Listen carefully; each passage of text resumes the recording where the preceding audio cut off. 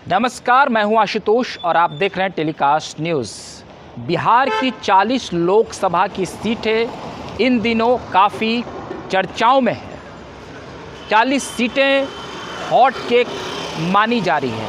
अब ज़रा आप यह समझने की कोशिश कीजिए कि बिहार की 40 लोकसभा सीटों की चर्चाएं इन दिनों देश भर में क्यों हो रही है और इन्हीं 40 सीटों पर चुनावी रणनीतिकार और जन सुराज के संयोजक प्रशांत किशोर ने भी तंज कसा है। उन्होंने बिहार के डिप्टी सीएम तेजस्वी प्रसाद यादव को आड़े हाथों लिया और कहा कि जिनकी सीटें देश भर में एक भी नहीं है, मतलब कि जिनके पास एक भी सांसद नहीं है, वो चले हैं किसी दूसरे को पीएम बनाने। उनका इशारा सीधे तौर पर बिहार के मुख्यमंत्री नीतीश कुमार की ओर था। उन्होंने तेजस्वी प्रसाद यादव पर तंज कसा और कहा कि जो खुद एक सीट नहीं जीत सकता है लोकसभा में, वो दूसरे को पीएम बनाने चला है। अब इन बातों का मतलब ज़रा आप समझ लीजिए।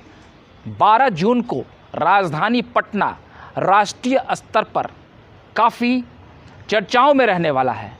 देश की तमाम विपक्षी पार्टियां पटना के ज्ञान भवन में एक छत के नीचे मौजूद होगी और वहां से विपक्षी पार्टियों के रथ का आगाज होगा, जो नरेंद्र मोदी के रथ को रोकने के लिए रणनीति बनाई जाएगी वहां पर। जी हां, तो 12 जून बिहार के इतिहास में एक नया अध्याय जोड़ने जा रहा है, क्योंकि नरेंद्र मोदी पिछले 9 सालों से सत्ता में काबिज हैं और अगले साल उनका दूसरा कार्यकाल खत्म होने वाला है और उन्हें रोकने के लिए उनके मतलब कि एनडीए के पुराने साथी नीतीश कुमार और उनकी पार्टी जदयू ने कमर कस ली है। कुछ दिनों पहले नीतीश कुमार जब बंगाल दौरे पर गए थे तो वहां की सीएम मायावती ने कहा था कि बिहार लोकतंत्र की जननी मानी जाती है और देश की जितने भी बड़े आंदोलन रहे हैं वो बिहार से ही उसका आगाज़ हुआ है, उसका बिगुल फूंका गया है। चाहे हम महात्मा गांधी के चंपारण आंदोलन की बात करें या फिर जेपी के आंदोलन की बात करें जो 1975 में हुई थी। मगर अब सबसे दिलचस्प बात कर लें कि लालू प्रसाद यादव, ये वही लालू प्रसाद यादव हैं जिन्होंने जेपी आंदोलन में बढ़ चढ़ कर भाग लिया था। उनकी पार्टी राजद है, आज उसे उनके सुपुत्र तेजस्वी प्रसाद यादव संभाल रहे हैं। तो वहीं नीतीश कुमार जो बिहार के मुख्यमंत्री हैं, वो भी जेपी आंदोलन में काफ़ी जोर शोर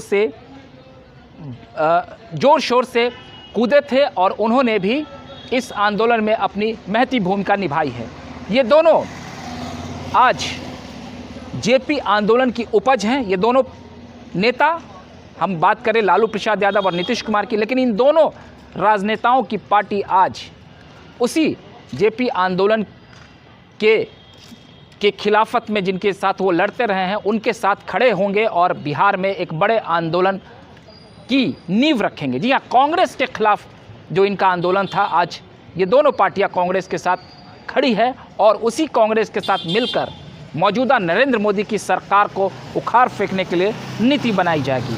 जी हाँ, शरद पवार, एनसीपी प्रमुख शरद पवार, तृणमूल कांग्रेस की प्रमुख ममता बनर्जी, आम आदमी पार्टी के अरविंद केजरीवाल समेत तमाम देश के दिग्गज नेता एक छत के नीचे आएंगे और उनकी एक बैठक चलेगी, ज़ोरदार बैठक चलेगी। इसको लेकर महागठबंधन की जो प्रदेश की इकाई है उसने भी एक बैठक कर ली है और कई नीतियों पर बात हो गई है। जो राजद के प्रदेश अध्यक्ष जगदानंद सिंह के नेतृत्व में एक बैठक हुई है।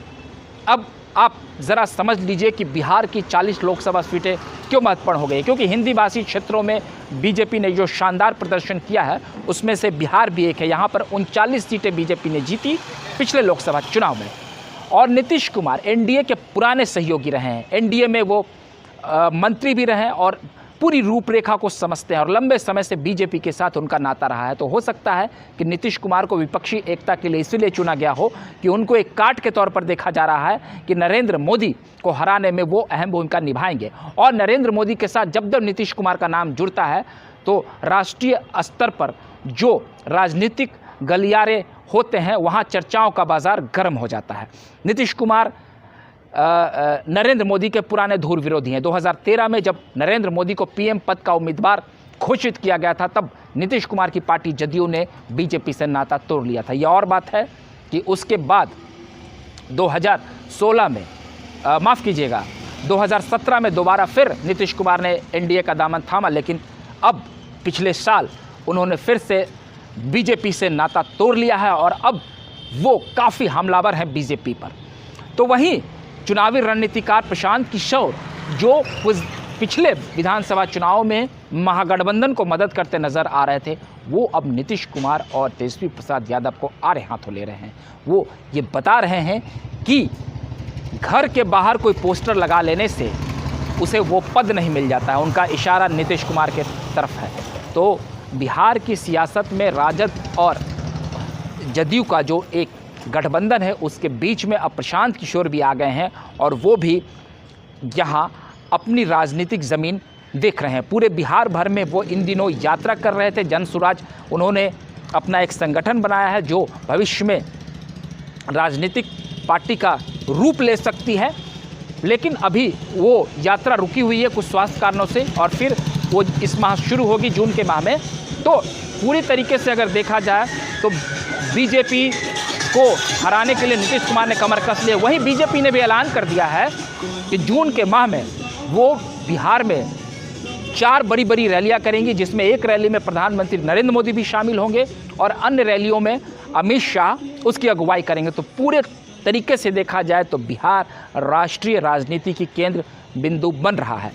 बीजेपी भी महागठबंधन को छोड़ने वाली नहीं है, वो भी उन्हें आड़े हाथों ले रही है और याद दिला रही है कि 25 जून को जो देश में इमरजेंसी लगा था वो किसके खिलाफ लगा था, और लालू और नीतीश तरीके नेता किसके खिलाफ लड़े थे और आज किन के साथ वो खड़े हैं।